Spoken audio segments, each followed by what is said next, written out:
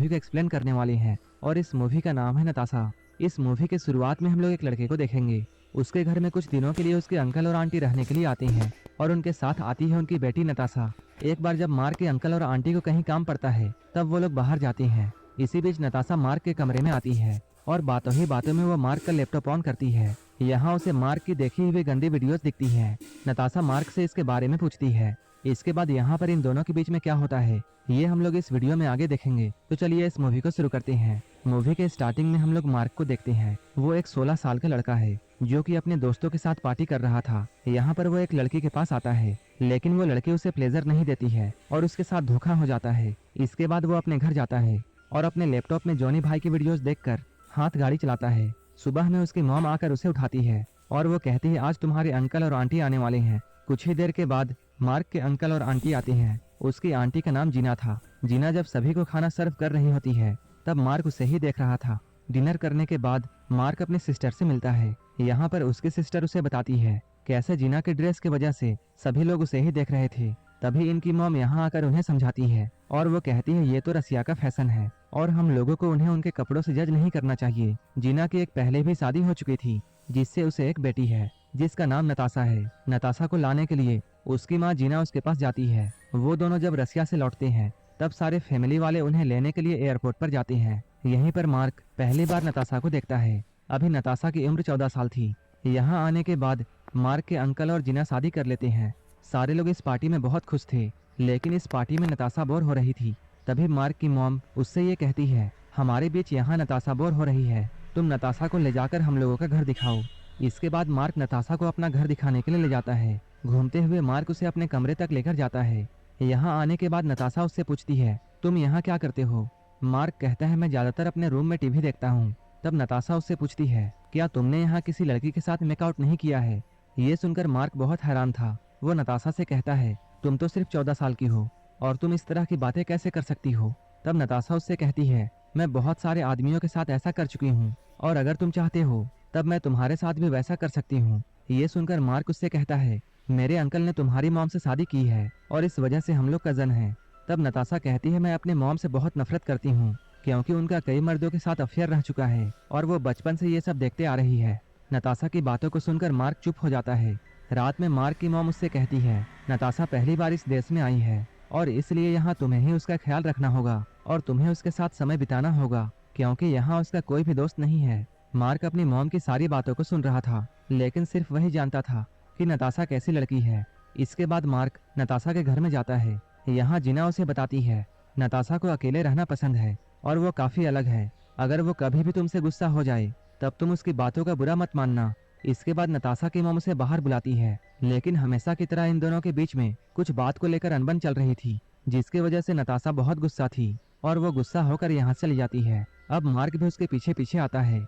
उससे मिलकर मार्क पूछता है आखिर क्या बात है। तब नताशा कहती है वो अपनी मॉम की शक्ल भी नहीं देखना चाहती है।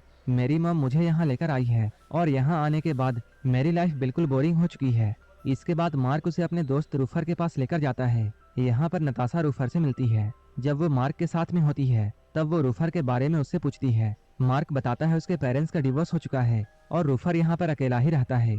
इसके बाद ये लोग साथ में लंच करते हैं। अब मार्क नताशा के साथ काफी वक्त गुजारता है। ये लोग काफी टाइम साथ में रहते हैं। यहाँ से जाते हुए नताशा मार्क से ये कहती है कल मैं तुम्हारे घर में आऊंगी। इसके अगले दिन जब मार्क अपने कमरे में पढ़ाई कर रहा था तब नताशा उससे मिलने के लिए आती है। यहाँ ये लोग एक दूसरे से बातें करते हैं। इसके बाद साइकिल लेकर घूमने के लिए जाते हैं। जाते हुए मार्क अपने दोस्तों से मिलता है। तभी नताशा को यह पता चलता है मार्क अपने दोस्तों के साथ गांजा पीता है और उसे ऐसा करते हुए नताशा देखती है।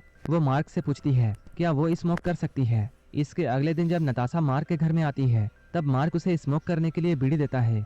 गांजा पीने के बाद वो मार्क से उसका लैपटॉप मांगती है लेकिन जैसे ही वो लैपटॉप ऑन करती है वहाँ उसे जॉनी भाई की वीडियोस दिखती है जो कि मार्क ने देखकर ऐसे ही छोड़ दिया था। नताशा इन वीडियोस को देखकर बहुत खुश होती है और वो लैपटॉप लेकर मार्क के पास आती है। यहाँ आकर वो कहती है मैं तुम्हें कुछ दिखाना चाहती हूँ। इसके बाद वो अपने आईडी पर लॉगिन करके मार्क को अपने न्यूड फोटोज दिखाती है।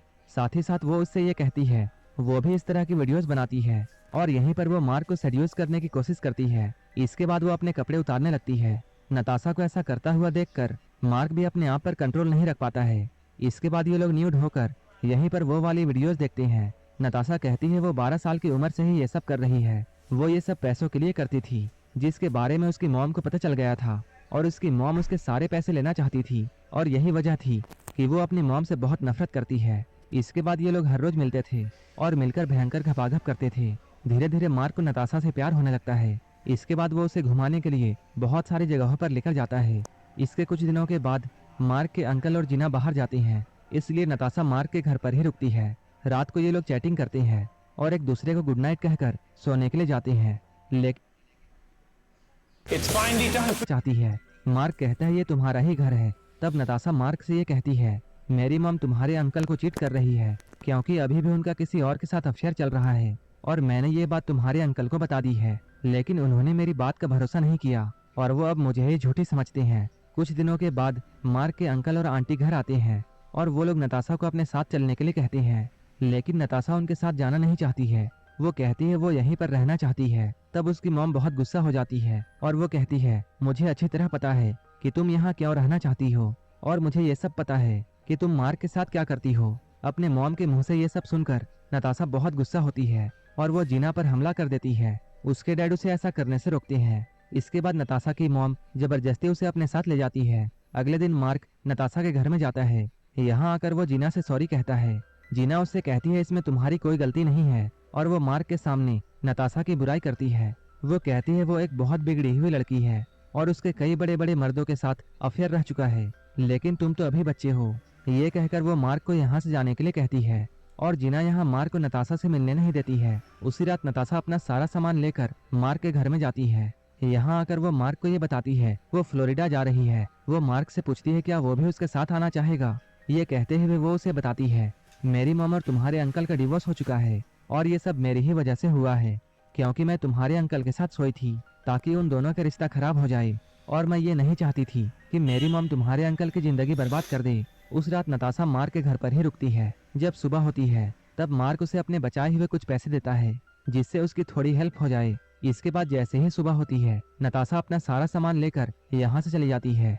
इधर मार्क के फैमिली वाले ये सोचकर बहुत परेशान थे कि मार्क के अंकल ने इतनी जल्दी अपनी शादी क्यों तोड़ दी, क्योंकि यहाँ मार्क के अलावा और किसी को भी ये पता नहीं था कि इसके पीछे की वजह क्या है और मार्क इन लोगों को कुछ भी नहीं बताता है। इधर मार्क का दोस्त रूफर उसे बार बार कॉल किए जा रहा था, लेकिन मार्क उसका कॉल नहीं उठाता है। कुछ दिनों के बाद जब मार्क रूफर के घर में जाता है तब वो नताशा को यहाँ देखता है। तब रूफर उससे कहता है, मैं यही बात बताने के लिए तुम्हें बार बार कॉल कर रहा था, लेकिन तुम मेरा कॉल रिसीव नहीं कर रहे थे। रूफर यहाँ मार्क से ये कहता है, नताशा यहाँ मेरे साथ सेफ रहेगी। तभी यहाँ पर नताशा आती है और वो मार्क की तरफ गुस्से से देख रही थी। इसके बाद मार्क भी बहुत गुस्सा हो जाता है और वहाँ से लौट जाता है, लेकिन लौटते हुए वो बहुत उदास